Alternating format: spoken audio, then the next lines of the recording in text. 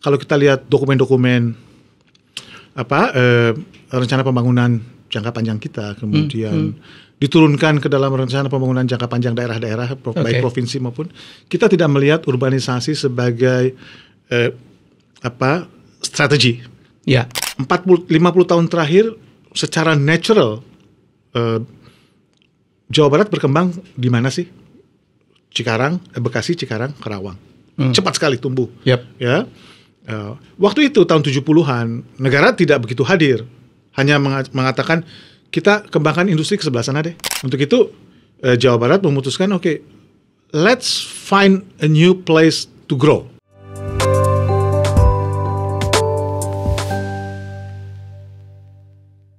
Ya, kita udah bikin, saya udah produksi mungkin ribuan episode ya, ribuan videos.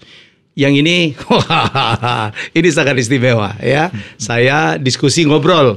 Soalnya jangan ini ya, kalau saya banyak bertanya tuh bukan bertanya ngetes tuh, tapi bertanya untuk mendapatkan pelajaran. Tamu saya adalah seorang urbanis ya, urban planner, world class ya, tingkat dunia. Dan kemudian juga beliau, ini yang saya suka, explorer. Karena memang kerjanya ke seluruh dunia. Dan saya beruntung bahwa beliau ini dulu adalah orang yang karyanya ya, master plan-nya akan saya lanjutkan di Rebana. Daripada saya nerang Rebana apa, mendingan yang bikin Rebana. Ya. Ini dia Kang Bernardus Jono Putro. Manggil apa? Kang Berni ya? Berni aja. Ya. Agak-agak kayak Purbayan ya. Wah itu insinyur keuangan itu.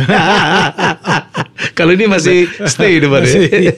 Jadi lihat ya, ITB lagi menjadi topik of the month. Jadi ada 5 menteri di kabinet ITB yang kerjanya tidak sesuai dengan jurusannya masing-masing. Itulah kalian kami. Kecuali saya mudah-mudahan masih sesuai dikit lah dengan background. Jadi Menteri Keuangan itu elektro ya? Elektro. Satu angkatan, 83. Menteri Kesehatan lebih gak nyambung lagi. 83 juga Fisika. Sekarang jadi Menteri Kesehatan. Terus ada Menteri Tenaga Kerja.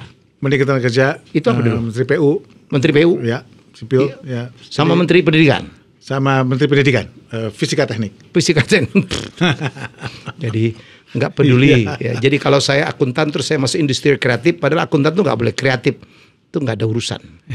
Kita ketemu orang-orang ITB yang jadi menteri sekarang nggak ada hubungan dengan jurusan. Jadi tiap kali kuliah karena keterpaksa, kadang nggak ada pilihan, jalanin aja. Nanti jadinya ngurusin belakang. Kang, apa kabar Kang? Baik Kang Helmi. Ya, terima kasih ya sudah membuat pekerjaan saya menjadi gampang. Jadi beliau ini master planner. Saya pikir terbaik Indonesia lah ya. Yang iyalah. Kan gue ngomong boleh dong, jangan protes lah gitu. Karya beliau luar biasa. Ini yang akan saya minta izin dijalankan. Saya juga minta izin Kang Berni tetap mendampingin saya di Rebana. Siap, always. Oke, Rebana ini nggak dikenal Kang. Betul. Ya, jadi saya kemarin waktu minta berapa teman membantu saya nyusun. Mi, ada penjelasan tentang Rebana nggak? Lu cari aja ChatGPT, bego amat lu. Nggak ketemu. Ketemunya kan alat musik tuh. Ya. Nah, jadi yang laporan penyerahan jabatan ke saya itu yang Kang Berni buat itu sangat beroh. Oh, ini Rebana. Ya. Rebana itu apa sih, Kang Berni? Jadi Rebana itu sebetulnya kalau gampangnya ya, saya kira melihatnya adalah sebuah koridor ekonomi. Ekonomi koridor ya? Ekonomi koridor di Jawa Barat. Nah, sebetulnya konteksnya harus diambil lebih jauh, Pak Helmi ya. Yaitu dalam konteks Indonesia hari ini sebetulnya Rebana itu apa? Dari situ mungkin ngobrolnya harus paling enak dari situ tuh. Jadi ini Indonesia ini kan salah satu negara di dunia yang tingkat urbanisasinya paling rendah. Paling cepat dan paling cepat. Tapi kan masih rendah banget kan? Tapi cepat gitu. Oh ya, oke. Artinya negara kita ini, lahan kita ini semakin mengurban. Jadi urbanisasi tidak hanya dilihat dari orang pindah ke kota, tetapi desa-desa yang menjadi kota. Kota baru. Tempat-tempat yang semakin mengkota cara hidupnya, lifestyle-nya. Oh, itu pun urban juga ya? Itu dimasukkan ke dalam sebuah kategorisasi sebagai tingkat urbanisasi. Oke. Nah, jadi ada tuh studi-studi dari World Bank dan dari banyak institusi termasuk Bappenas tentang derajat urbanisasi kita sampai di mana. Nah, dan itu bisa diukur berapa transformasi menjadi urban berkontribusi terhadap peningkatan ekonomi. Ya. Nah, United Nations itu melihat bahwa negara-negara yang berhasil adalah mereka yang mampu melihat urbanisasi sebagai sebuah transformasi positif dan produktif. Ya. Jadi bagaimana proses transformasi menjadi urban itu meningkatkan satu equality, prosperity, atau kesejahteraan ya. Yang ketiga adalah livability, bahwa tempat hidup kita semakin baik. Nah, semakin layak. Ketika dia tidak menghasilkan itu, ketika seperti yang kita lihat di banyak tempat di Indonesia, gap antara si kaya dan si miskin makin tinggi, then we have a problem in our urbanization. Nah, saya kira ini adalah salah satu tantangan terbesar Indonesia hari ini, Pak. Kita tidak punya secara nasional strategi urbanisasi yang tajam. Kalau kita lihat dokumen-dokumen rencana pembangunan jangka panjang kita, kemudian diturunkan ke dalam rencana pembangunan jangka panjang daerah-daerah, baik provinsi maupun, kita tidak melihat urbanisasi sebagai strategi. Ya. Bagaimana caranya Indonesia dan kota-kota kita bisa mengambil manfaat dari transformasi urban yang produktif. Ya. Nah, inilah kenapa waktu itu Jawa Barat melihat harusnya kita itu menang di sini gitu. Jawa Barat itu provinsi terbesar di Indonesia. 50 juta ya. Ya 50 lebih. 50 juta itu setara Korea Selatan lah. Korea Selatan lebih besar dari Malaysia. Spain. Ya. Jadi saya kira apa yang terjadi di Jawa Barat dan bisa terjadi di Jawa Barat itu juga terjadi di Korea Selatan, di Spain, dan bisa terjadi di sana. Artinya apa? This is about mindset.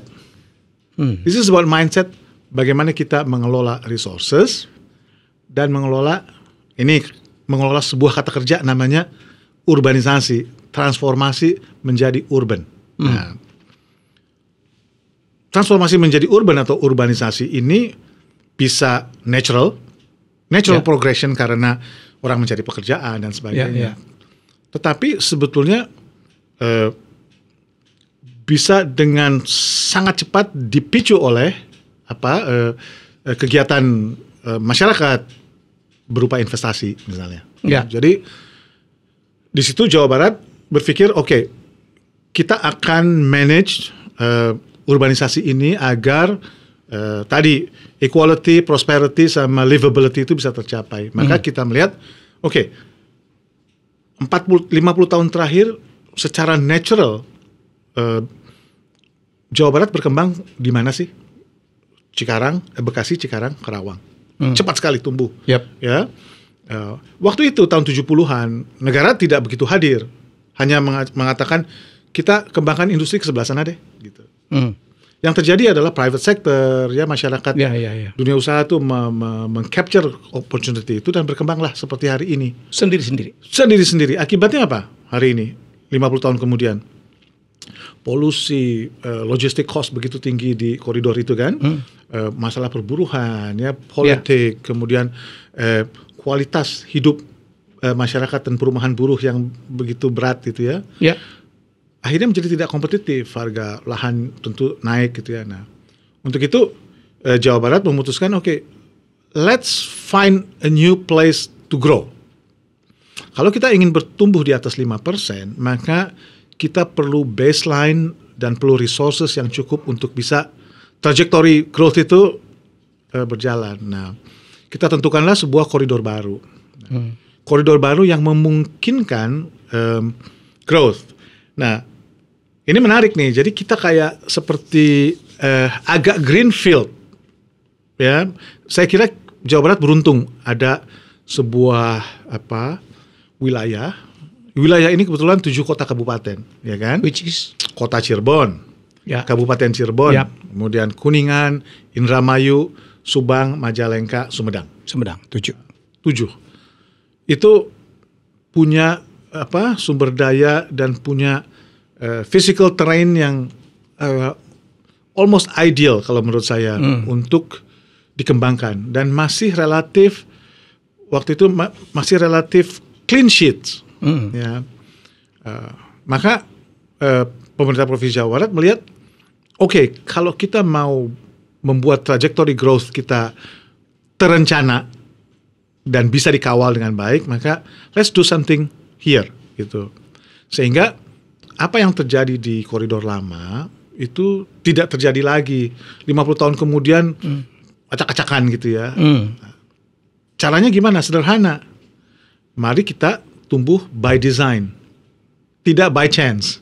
Kita tumbuh sesuai dengan rencana, tidak lagi keterlanjuran seperti biasa gitu ya. Keterlanjuran. Nah, terus maka diperencanakanlah sebuah tempat ini, namanya kawasan aglomerasi perkotaan Rebana. Rebana ini 7 kota kabupaten, asal usul namanya ya somehow diawali dengan singkatan lah gitu ya, Cirebon, Patimban gitu kan. Nggak nyambung juga teh. Nggak nyambung juga. Jadi let's just call it something yang mudah diingat secara branding gitu ya. Justru karena ditanya orang apa di sini dah. Rebana juga kan sering mengiringi doa-doa kita, jadi kita bisa lebih cepat nyampe gitu.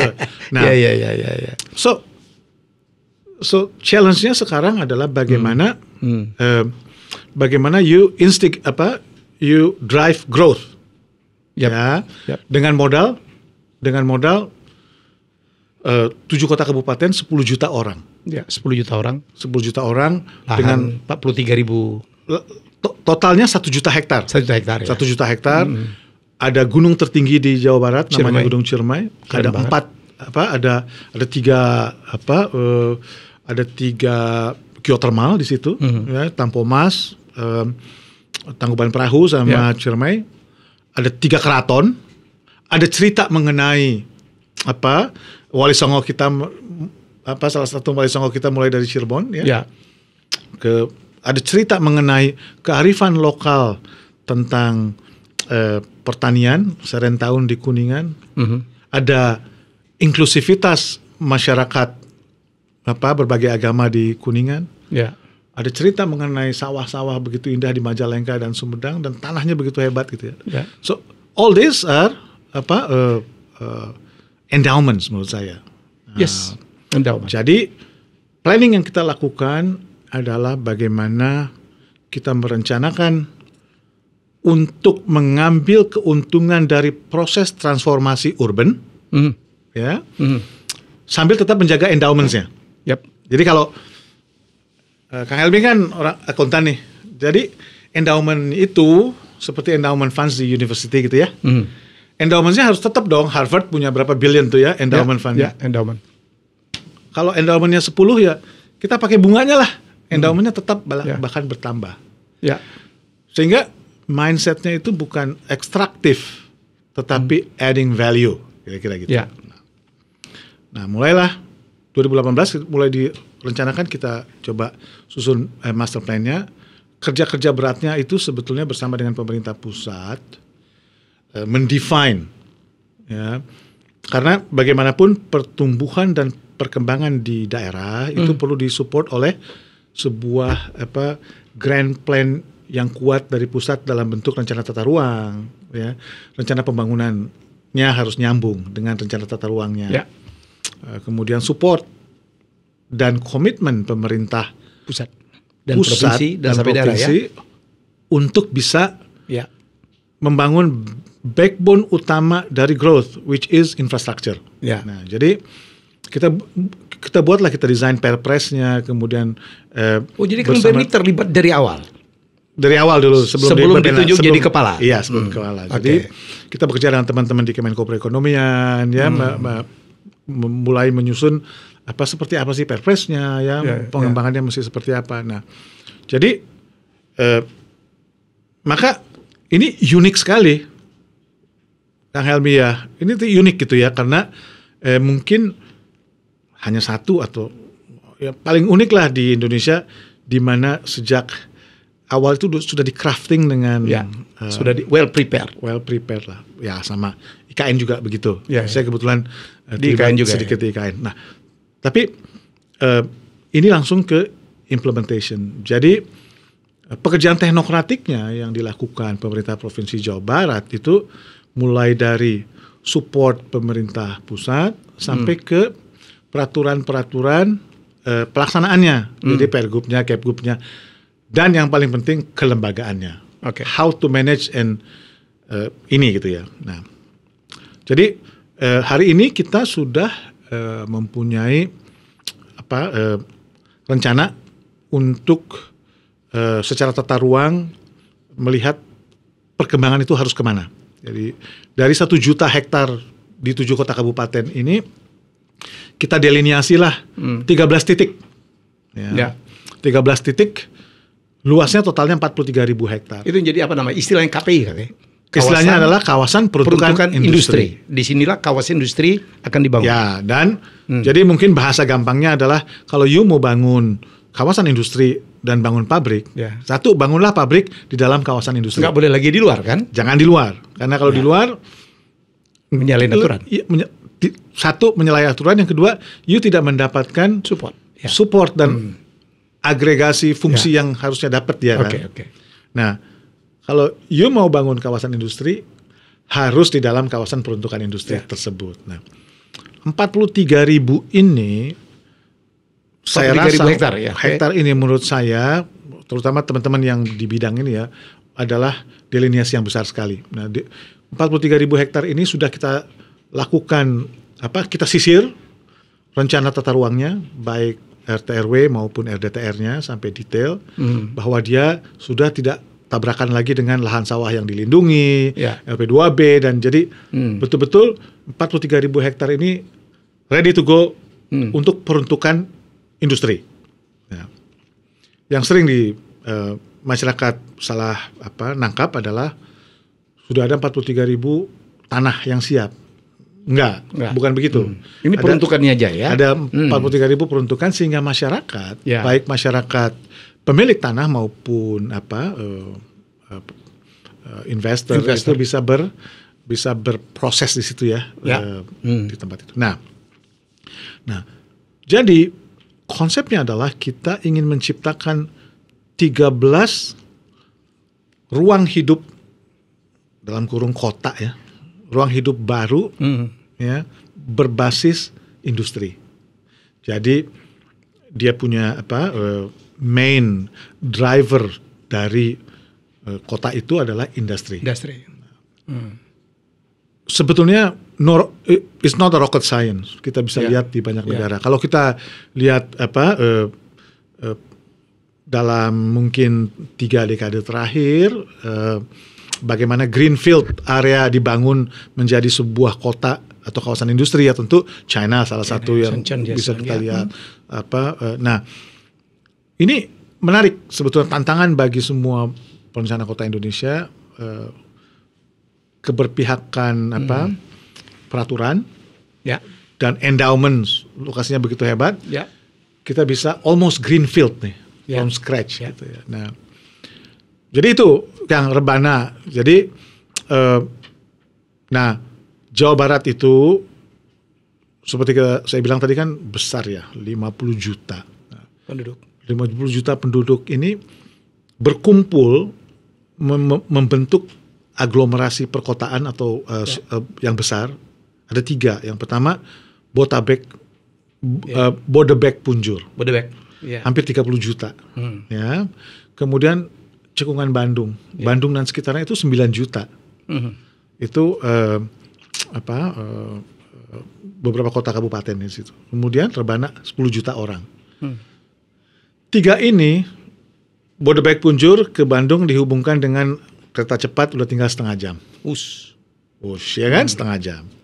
Dari Cekungan Bandung ke Rebana melalui Cisumdawu 45 minutes. Bahkan yang terdekat Sumedang ya tinggal 15 menit.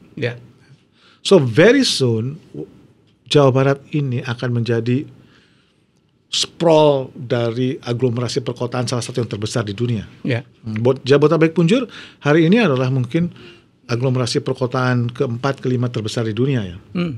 Jadi kalau itu disambungkan dengan wush yang setengah jam, maka this is becoming one of the largest urban agglomeration in the world. Nah, apa sih artinya bagi kita, Kang Helmy ya, itu? Berarti kaidah-kaidah yang berlaku di dalam perkotaan-perkotaan besar dunia seperti New York, kemudian Tokyo Metropolitan, New York Metropolitan Area, Shanghai, Mumbai. Apa yang terjadi di sana, aku yakin pasti berlaku juga di aglomerasi perkotaan kita. Meaning apa? Tata cara atau apa? Bagaimana kita menghitung livability, tentang gerakan menuju net zero map dan green economy. Bagaimana kota-kota kita akan semakin automations dan unmanned. Unmanned ya. Iya kan? Dengan masuknya renewable energy. Ya. Bagaimana pertarungan antara conventional energy into more renewable. Dan jadi kemudian bagaimana peran serta masyarakat di dalam membangun kotanya. Dengan social media dan sebagainya, pergerakan masyarakat di Shanghai, di New York, di Copenhagen sama dengan di Cirebon, di Majalengka gitu ya. So Jawa Barat harus adapt dan adopt the same. Adapt and adopt. Ya kan? The same. Contohnya udah banyak loh ya. Banyak sekali. Banyak sekali. Apalagi part of that ada Pak Kang Berni di situ ya kan? Itu kebetulan. Tapi dasar-dasar itu sudah lakukan. Saya kira Jawa Barat sebagai provinsi termasuk provinsi yang paling advance lah di dalam hal ini. Di pemerintah provinsi maupun di university kita, pemikir-pemikir urban kita banyak sekali. Terutama dari ITB ya. ITB, ada ITENAS, ada Pakuan. Ya, jadi ada Unisba. Semua memperlihatkan bahwa in terms of resources kaya sekali. Dan saya selalu berharap bahwa 50 juta ini modal yang sangat besar, endowment yang sangat besar untuk Excel. Nah, tentu cara pandang kita, Kang Helmy, mesti berubah lah. Saya kira Kang Helmy ini yang paling mengerti soal ini. 50 million itu peer-nya itu global, not local. Nah, namun di dalam sistem ketatanegaraan kita kan ada sedikit problem dan kendala bagaimana sebuah daerah bisa immediately berkolaborasi dengan luar negeri. Itu kan masih banyak aturan-aturan yang harus kita ikuti ya. That's our challenge. PR kita lah ya. Dari sisi keuangan, dari sisi aturan, manajemen, peraturan yang lagi. Peraturan gitu ya. Dari sisi finances gitu ya. Nah, misalnya bagi daerah untuk issue municipal bonds gitu. Untuk Kabupaten Sumedang mempunyai bilateral relationships dengan Guangzhou. It's a bit of a problem.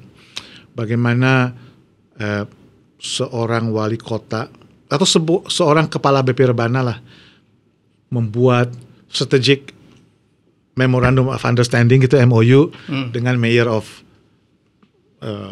Shanghai atau Mayor of London gitu, nggak bisa langsung. Scrutiny-nya itu pusat. Sedangkan kita di dunia ini bersaing dengan misalnya Johor gitu ya, Mayor Johor kalau dia bersama dengan Khazanah gitu bikin MOU dengan Milan atau dengan gampang aja gitu, jalan aja langsung. So kemudian arrangement mengenai ketenaga kerjaan dan sebagainya itu kemudian import dari knowledge ya, dan bahan-bahan modal gitu ya. Itu I think PR besar ya bagi kita. Nah, intinya sebagai sebuah koridor ekonomi, Rebana ke depan will have to be part of a global play.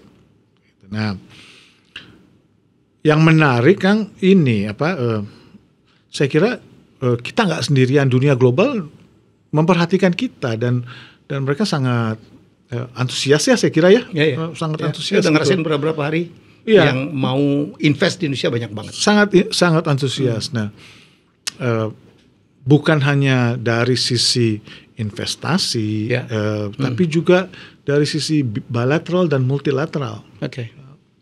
Nah, saya kira 3 tahun terakhir ini Rebana mendapat dukungan baik spontan maupun menerus ya yang sangat bagus dari the Japanese ya, melalui JICA. Mereka bantu bikin master plan, kemudian negara Jerman melalui GIZ menyusun menyiapkan tentang pertambahan regional, Australia, Korea dan sebagainya. Mereka engage langsung ke Rebana. Nah, this is menurut saya caranya harus begini gitu. Jadi apapun itu, apakah itu bentuknya kerjasama grant maupun business to business antar region ini dengan negara lain atau region lain di luar, that's the future. Oke, saya rekap dulu ya. Jadi jadi itu dia ya. Jadi kalau ada yang nanya Rebana itu apa, gue capek neranginnya. Kadang-kadang gue cuman kirimin tulisan beliau tuh ada laporannya ke waktu serah terima. Oh gitu. Terus terima kasih banyak sekali media yang membuat video gitu ya yang simpel menerangkan Rebana itu apa. Jadi bukan hanya sekedar nama alat musik. Dan jangan lupa ya. Jadi ada 13 kawasan industri juga ya. 13 kawasan ada di 13 KPI. KPI itu kawasan peruntukan industri. Jadi kita tidak boleh lagi bangun pabrik, bangun kawasan industri di luar Rebana. Di luar kawasan yang sudah kawasan yang sudah ditentukan. Ada di 7 kabupaten, saya pikir kuat banget. Infrastruktur barangkali Kang Berni lupa ya. Kita punya airport, kita punya kereta api double track Inilah kenapa Kang Helmy growth-nya dalam 2 tahun terakhir ini cepat sekali. Karena pekerjaan-pekerjaan rumah utamanya itu sudah selesai. Sudah selesai. Toll road, airport, Kertajati. Tolnya Cisumdawu. Ya, plus Trans Jawa yang semakin baik gitu kan. Ya. Kemudian ada double track kereta api. Kertajati Airport adalah airport dengan airport kedua terbesar di Indonesia dalam hal aset dan luasan setelah Soekarno-Hatta. Second biggest. Ya.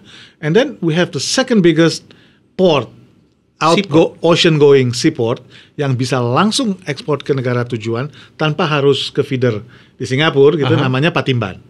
Ada di Rebana juga, di Subang. Ya. So antara toll road, kemudian double track, kemudian airport global dan port global membuat tempat ini sangat menarik banget. By any measures ya, menurut saya, this is the next big thing in Indonesia. Amin.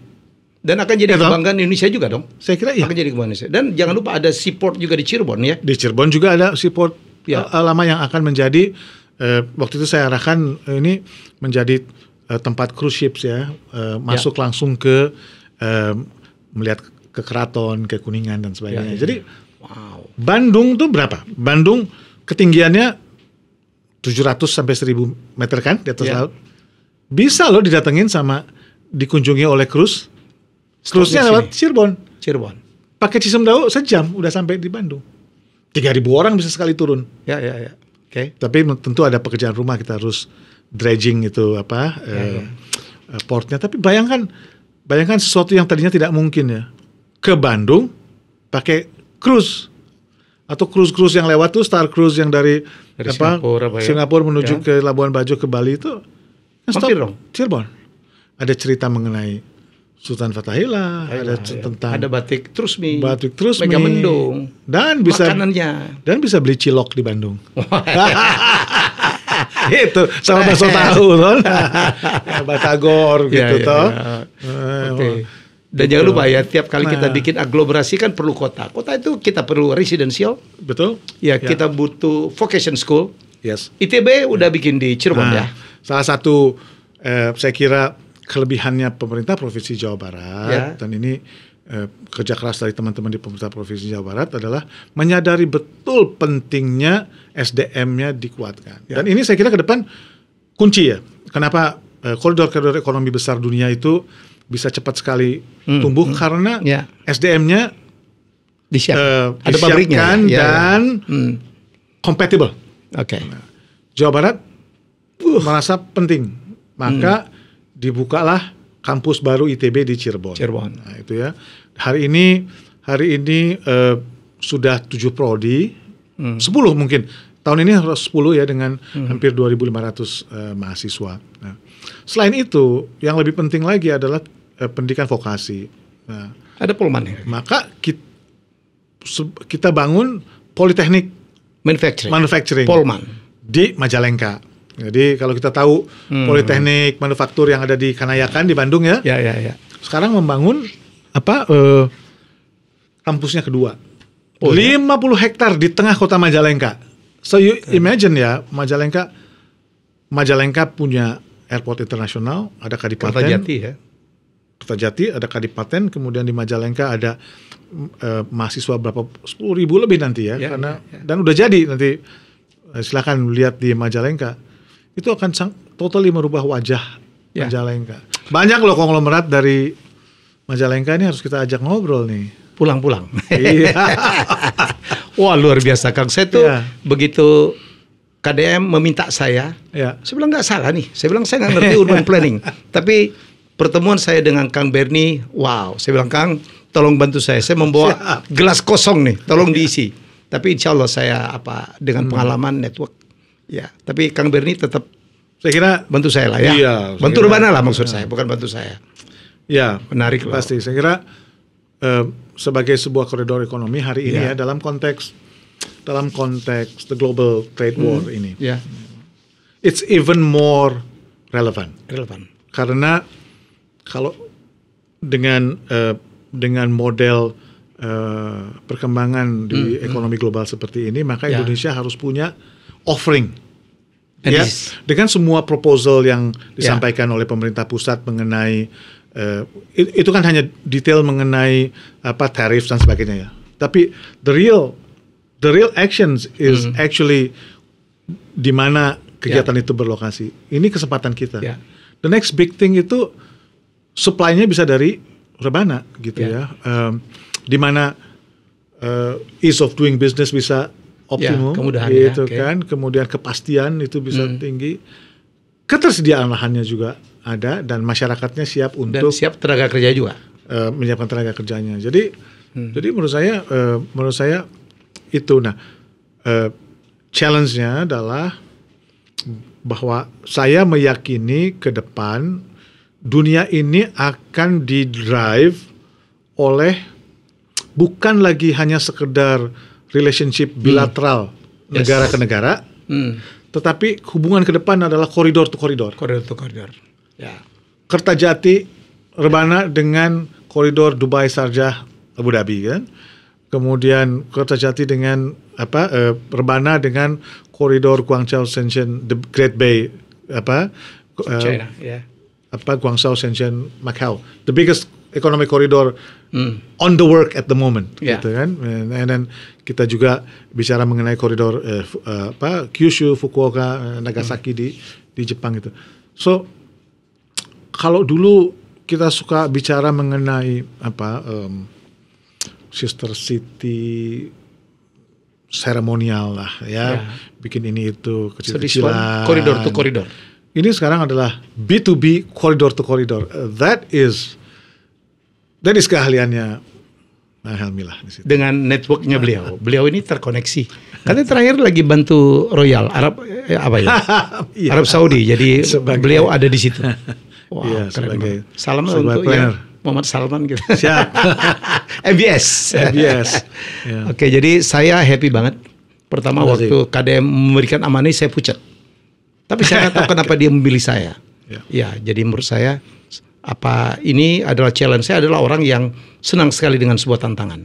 Begitu saya masuk, wow kan. Saya itu sampai bergairah saya. Udah lama saya tidak sebergerah ini ya. Apalagi dukungan dari masyarakat. Saya udah ketemu Bupati Subang, Bupati Sumedang, ngelihat potensi. Saya pikir mereka butuh orang yang bisa mempersatukan ya.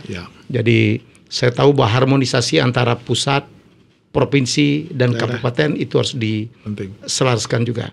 Tapi mungkin berkat perjuangan Kang Bernie, perhatian pemerintah pusat ya, banyak sekali proyek strategis nasional akan ke Rebana. Ya, saya kira itu ya. Dan ratusan triliun saya dengar. Dan inilah justru kalau kita persiapkan dengan baik, sebetulnya respons dari pemerintah pusat itu always good lah ya.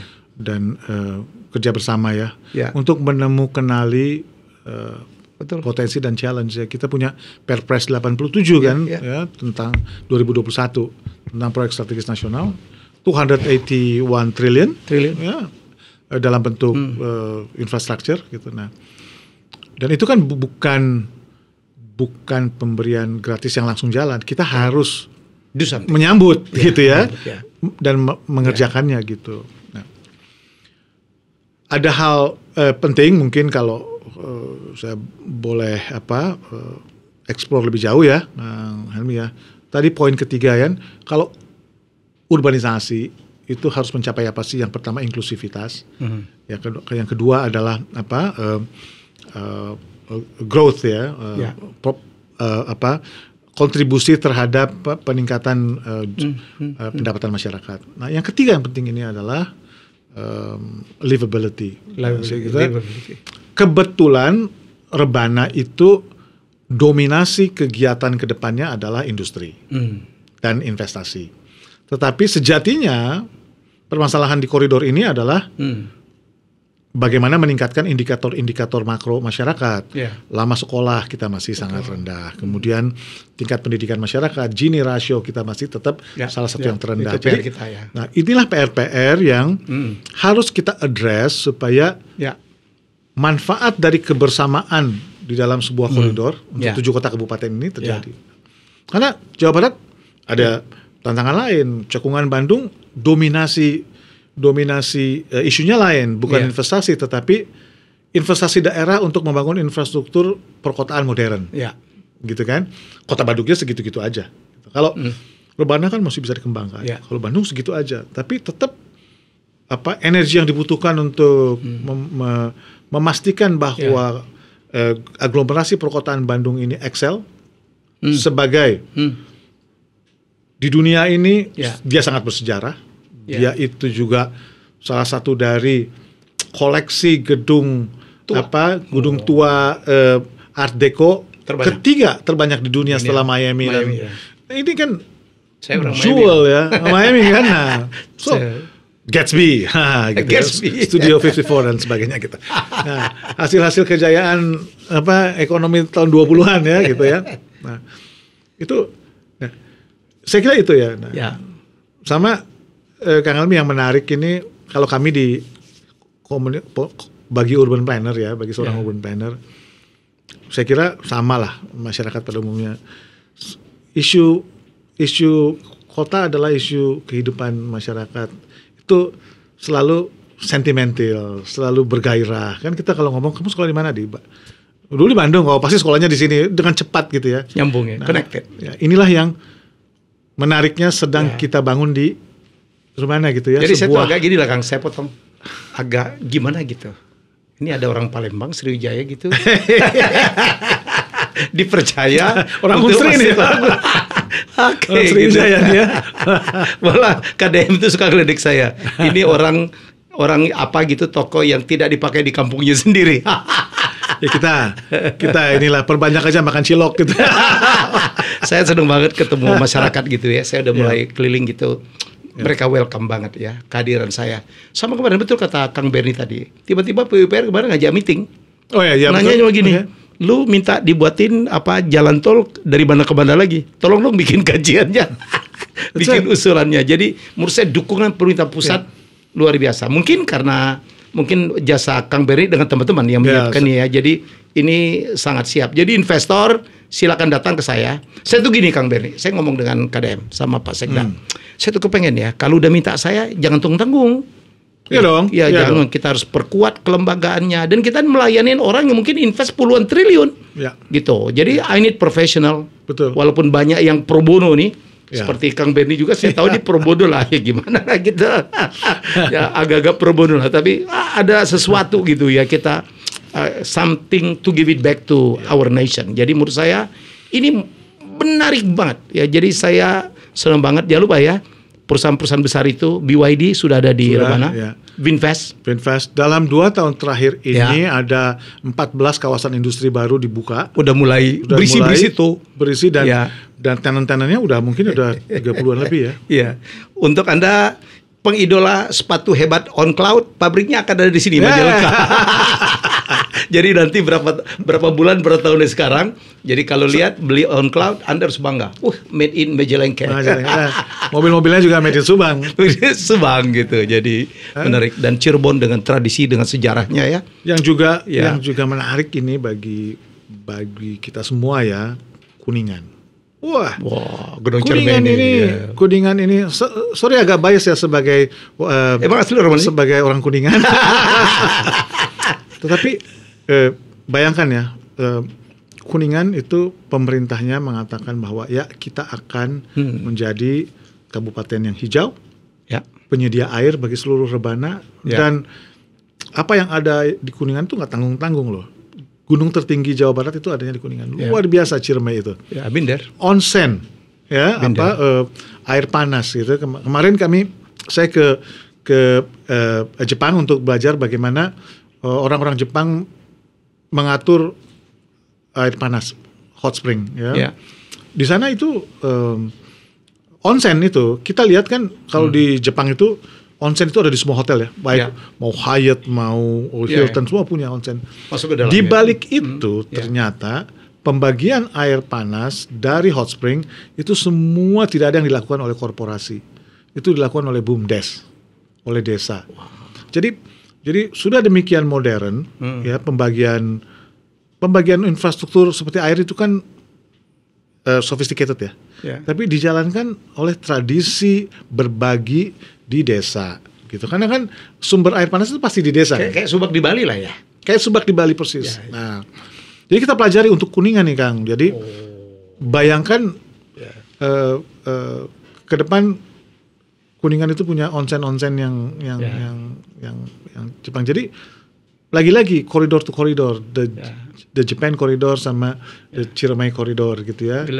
Sama punya budaya yang pokoknya Kang Berni harus memperkenalkan saya ke mereka tuh. Pasti. Kita sama-sama lah. Ya. Jadi kami berdua tuh you buy one get one free. Siap. Saya itu bergairah banget ketika Kang Berni bilang, Mas Helmi, bayangin kita punya sekolah kuliner terbaik dunia, Cordon Bleu. Ya. Ada di Ciremai di ketinggian 2000 meter. Bayangkan hotel bintang 5 gitu kan. Ya. Ada mereka sekolah mahal di situ untuk supply hotel-hotel di seluruh Indonesia. Itu yang kita butuh tuh. Betul. Bayangkan kita bisa mensuplai ahli-ahli kuliner ya. Yang bakal levelnya Michelin Star gitu. Ya, Michelin Star. Bukan hanya untuk Indonesia tetapi untuk all over the world. Southeast Asia gitu ya. Daripada sekarang kita dulu NHI kan kita punya ya. Kita sudah punya pengalaman membangun 2 Center of Excellence yang bagus ya, Bali dan Bandung ya. Bandung ya, dengan NHI-nya. Sekarang zamannya sudah berubah ya. Kebutuhan kelas menengah untuk di bidang kuliner dan perhotelan itu kan tinggi sekali ya. Sekarang semua sekolahnya ke Swiss, ke Australia. Why not kita Gunung Ciremai dengan udara yang bagus. One of the sexiest volcano. Ini romantik orang Kuningan. Kang NHI itu ketua alumninya Tante Wiyahya loh. Oh iya. Tinggal gue telepon aja tuh. Bos, Pak Dubes gini-gini aman. Dengan networknya juga yang luar biasa. Iya betul. Jadi terima kasih banget Kang. Jadi semoga ini sangat mencerahkan ya untuk Indonesia ke depan. Ya, jadi saya mengabdikan diri saya ke Rebana karena saya pikir ini adalah keren. Ini adalah proyek yang bisa menjadi percontoh. Semoga ini menular ke ekonomi koridor lainnya di Indonesia.